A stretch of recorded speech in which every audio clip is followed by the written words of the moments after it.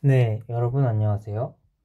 오늘은 지난주에 이어서 발전기의 원리에 대해 탐구하기 위해 엑셀 방정식의 하편을 찍어 보겠습니다.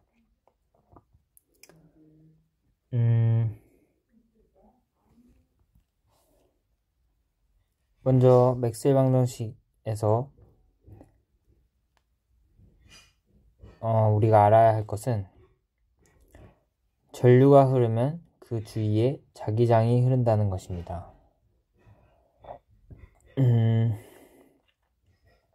이제 그것을 발견하게 된 배경에는 이렇게 전류가 흐르고 있는 코일 주변에 나침반을 우연히 두게 되었었는데 그 나침반이 전류가 흐름으로써 돌아가는 것을 보고 알아내게 되었다고 합니다. 그 자기장의 세기는 어떻게 결정되냐?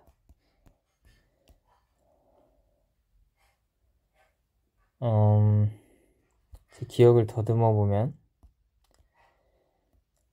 ds cross r head ids cross r head 이런 식이었던 걸로 기억합니다. 맞는지는 같이 함께 확인해 보죠. 먼저 단위를 생각해 보면 우변의 단위는 ds를 r 제곱으로 나누니 랭스의 인버스가 되겠고요. 뮤제로 i는 일단 i가 쿨롱을 시간으로 나눈 건데 뮤제로가 등장하게 되는 것이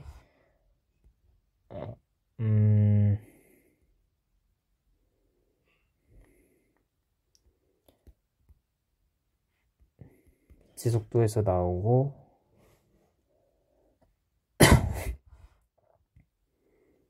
네, 이렇게 하면 너무 복잡하겠네요. BDS는 뮤제로 NI 그러면 B의 단위는 L 나누기 뮤제로 I 네, 결과를 아는 거긴 하지만 이제 이 식을 제가 기억을 하고 있거든요. 이 식을 사용하면 이 단위가 일단 맞는다는 것을 확인할 수 있고 여기 보시면 4파이 r 제곱이 나오는데 이게 이제 어떻게 보면 이 i 주변으로 구면을 잡다 보니 이 4파이 r 제곱이 등장한 것으로 보이고 ids 이 부분은 이 ds라는 디스플레이스먼트 벡터가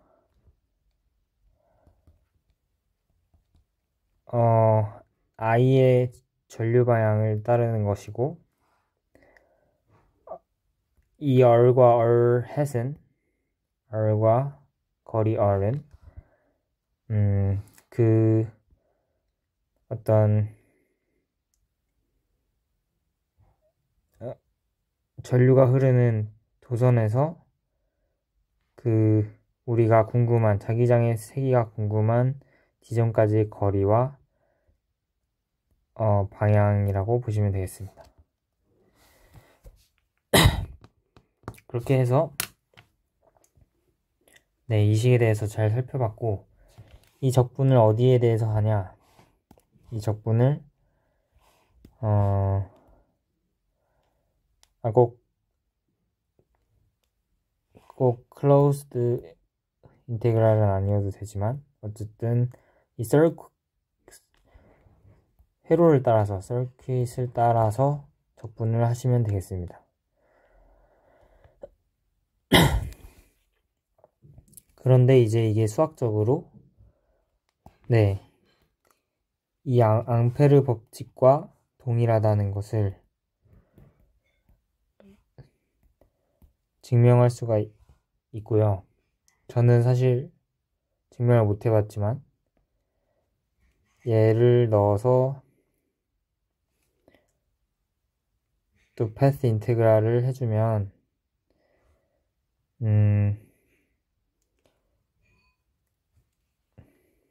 이제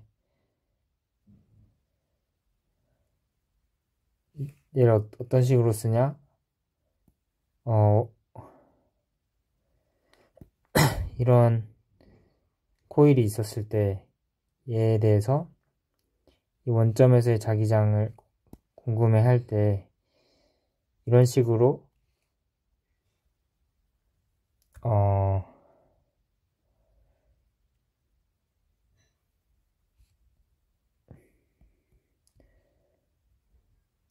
가상의 어떤 커브를 잡아서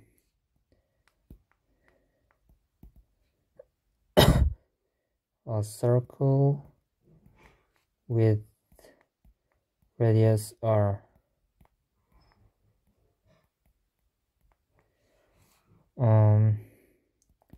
얘에 대해서 이제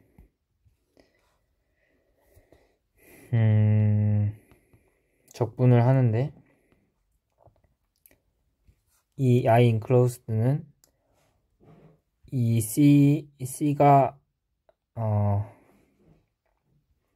만드는 surface가 있을 텐데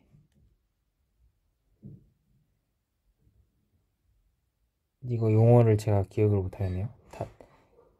enclosed then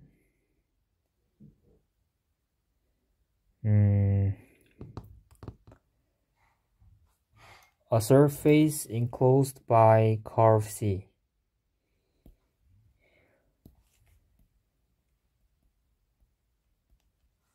가 이제 여기를 통과하는 전류 the current 통과하는 through the surface enclosed by curve C. 그러니까 C가 만드는 어떤 surface가 있을 텐데 거기를 통과하는 전류의 양이 얼마냐 라는 것을 I enclose가 담고 있고 그러니까 이 커브에 대해서 B와 B 방향이 이제 C의 디스플레이스먼트 벡터와 얼라인 할 수도 있고 얼라인 하다는 건 이제 방향이 같다는 거죠. 방향이 일치할 수도 있고 혹은 뭐 perpendicular 수직할 수도 있지만 그 적분을 하게 되면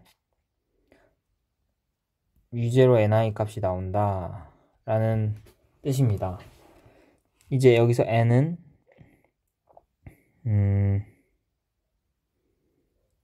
잠시만요. 이 n이 이게 돼야지 맞을 것 같네요.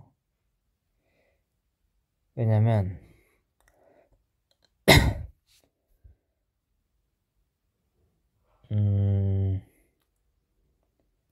n은 밀도인데 n은 차원이 수 나누기 길이다 보니 L분의 1 차원을 가지게 돼서 이게 맞을 것 같고요. 이 n은 이제 감은 횟수를 의미합니다. 감은 횟수 코일에 감은 횟수가 결국엔 그 각 코일에 i만큼의 전류가 흐른다 했을 때 n개의 n번 감으면 이제 n개의 선이 통과하면서 ni만큼의 전류가 effectively 효과상 ni만큼 전류가 흐른다. 그렇기 때문에 이제 식을 이렇게 쓰게 됩니다. 네, 그래서 이제 이 활용 부분을 다시 보시면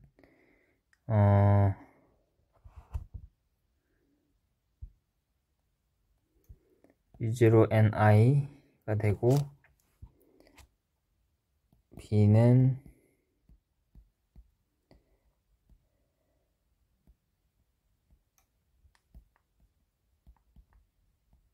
네, 이렇게 해서 이 지점에 자기장을 구할 수가 있습니다.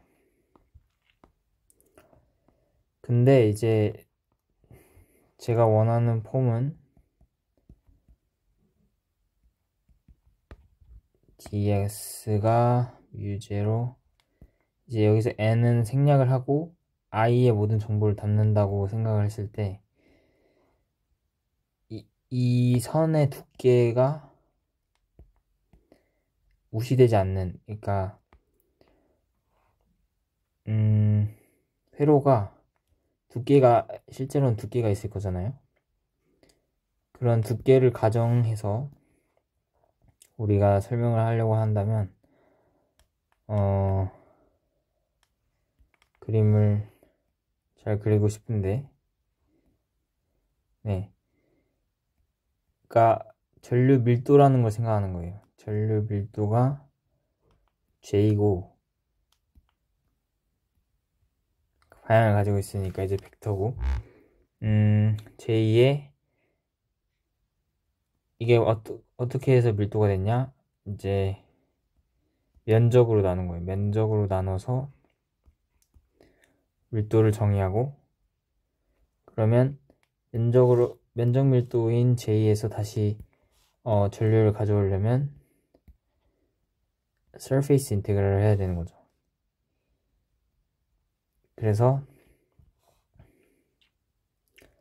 그 커브 안에 있는 S의 둘레가 C가 되는 거죠. 커브 안에 있는 S에 대해서 실제로는 이제 가상의 C를 더 크게 잡을 수 있고 어쨌든 더 큰 S'에 대해서 적분을 한다고 할지라도 여기에 대해서 한다고 할지라도 실제로 전류가 흐르는 부분은 이 S만 해당되기 때문에 네, S를 어디로 봐도 상관이 없겠고요. 이제 이렇게 쓰게 된다면 얘에 대해서 우리가 미적분학에서 배운 정리를 사용해서 델 크로스 B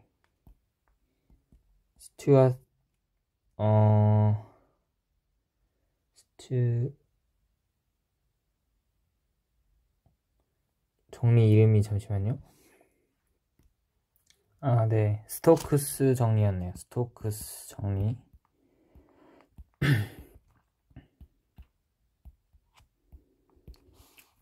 와, 이게 이제 저도 까먹게 되네요. 그래서 스토크스 정리를 사용하면 surface integral로 바꿀 수가 있게 되고 여기서 우리가 알 수 있는 사실은 델 크로스 B가 U0 J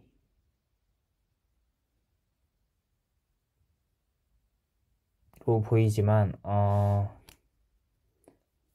근데 이제 저번에 예고편에서 보여드렸듯이 이렇게 전류가 흐르지 않고 캐패시터에 의해서 전하가 축전되기만 하는 상황이 있을 수가 있는데 그때도 효과를 보면 만든 자기장의 효과를 보면 이 축전된 전하가 만드는 전기장에 의해서 똑같은 B가 만들어진다. 그래서 이 안에서 커브를 잡을 경우에 서페이스가 J를 담지 못하므로 그 부분에 대한 이제 보정이 필요한데 그걸 이제 맥스웰이 추가를 했고요.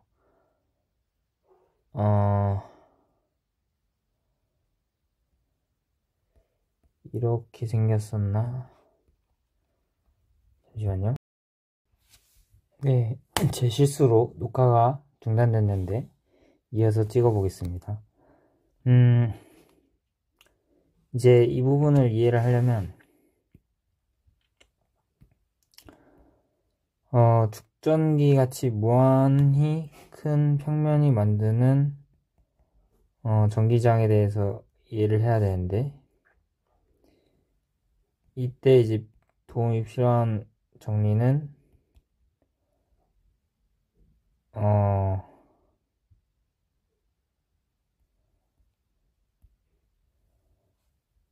가우스 정리죠.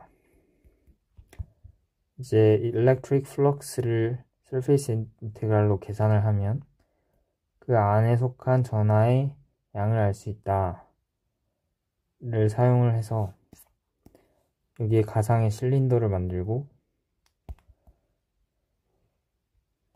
뚜루루루루 이제 여기 거리를 같게 하면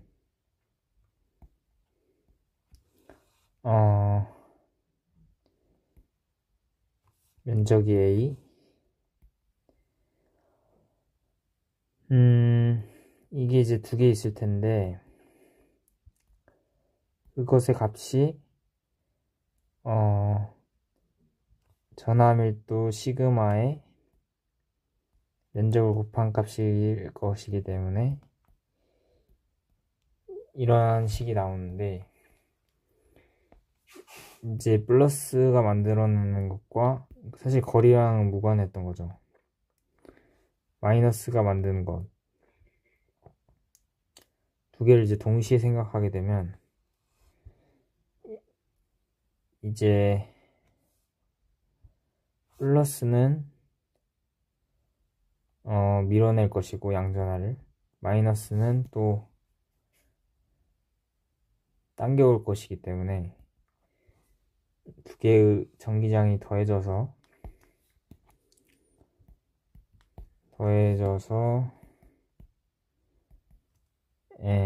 이 플러스가 만드는 것과 마이너스가 만드는 것 해서 두 배가 됩니다.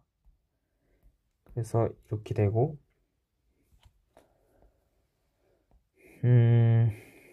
이 말은 이제 시그마가 마치 입실론 제로 2에 해당한다. 축전 의 전하와 이제 전기장 사이의 관계를 알 수 있는 대목인데 여기서 이제 Q의 시간당 증가량이